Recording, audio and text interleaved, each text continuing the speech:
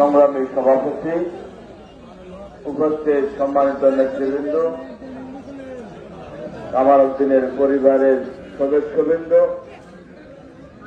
তার সহকর্মী সহযোদ্ধা ভাইরা, অত্র এলাকার মুরব্বিয়ান, আসসালামু আলাইকুম ওয়া রাহমাতুল্লাহ।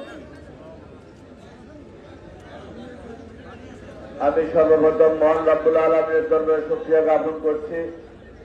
আল্লাহ পাক আমাকে আজকে এই ইফতার ও দোয়া মাহফিলে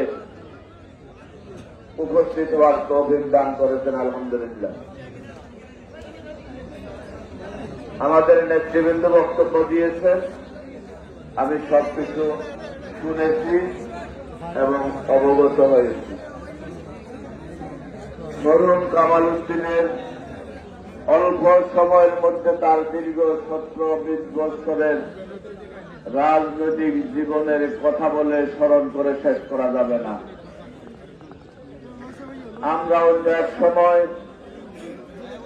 তার স্মরণে স্মরণ সভা করে তার স্মৃতি স্মরণ করব ইনশাআল্লাহ। আজকে অল্প সময়ের মধ্যে তার স্মৃতির স্মরণ করে শেষ করা সম্ভব নয়। তাই আমি শুধুমাত্র মহান রব্বুল আলামিনের দরবারে তার আত্মার মাগফিরাত কামনা করছি। তার জন্য মহান রব্বুল আলামিনের দরবারে দোয়া করি, তাকে শ্রদ্ধার সাথে স্মরণ করি।